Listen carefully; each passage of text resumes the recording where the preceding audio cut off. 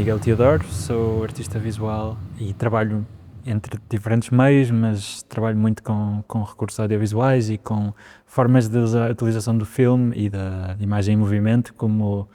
processos investigativos de processos ecológicos, normalmente em ponto de vista ou em processos que são situados e que têm uma relação sempre com um território em específico. Tenho trabalhado nos últimos anos um bocado um corpo de trabalho que pensa quais são estas relações entre materialidade, cultura visual e processos, de alguma forma, que cruzam processos geológicos, processos humanos, processos antropogénicos. Quais são estas inter-relações entre materialidade, geopolítica e a cultura visual? Então, usar o filme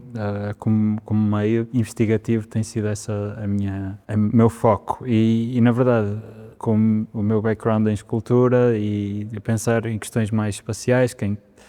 tenho trabalhado um bocadinho na interseção de diferentes disciplinas,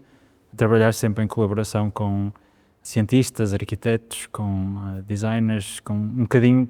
estar neste limbo híbrido entre práticas interessa-me bastante, porque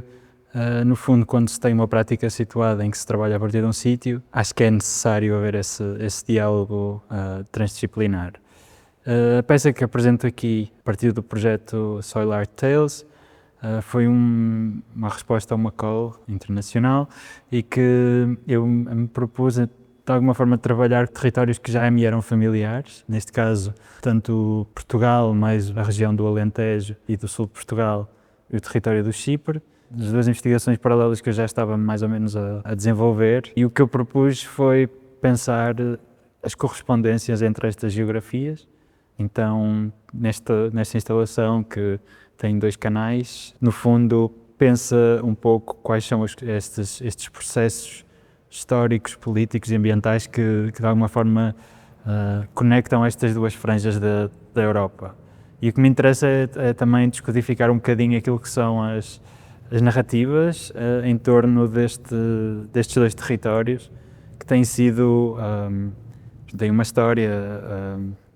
algo diferente, bastante diferente, mas com repercussões tanto socioculturais, económicas e ambientais, que de alguma forma vão sendo muito quase contínuas, não é? Entre uma e outra. Olhar para estes territórios, não só a pensar transformações de territoriais, pensar nas suas relações com transformações políticas, transformações com histórias de ocupação, de extração, de intensificação. Foi um bocadinho um mote para este vídeo em 2 canais e que,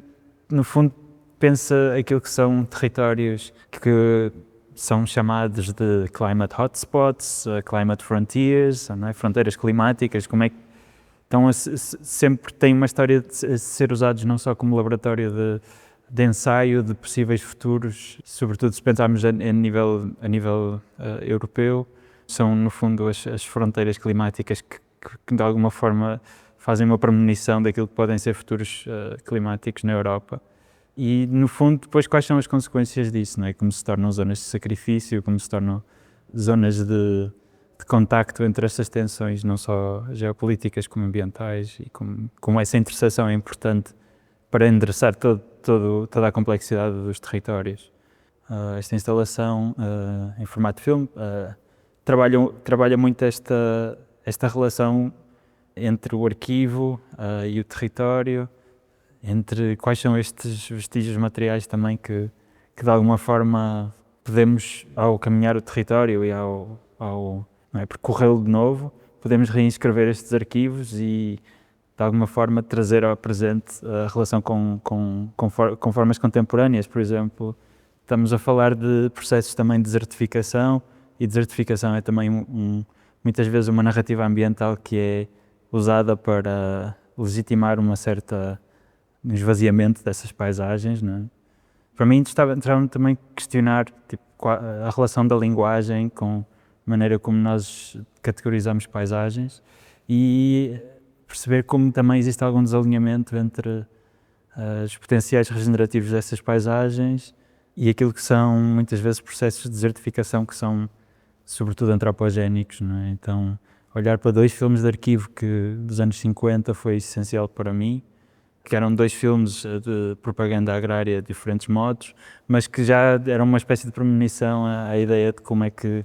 o solo, a erosão do solo nestes territórios estava tão agravada por tantos fatores de extração e de intensificação, que no fundo já era uma espécie de premonição.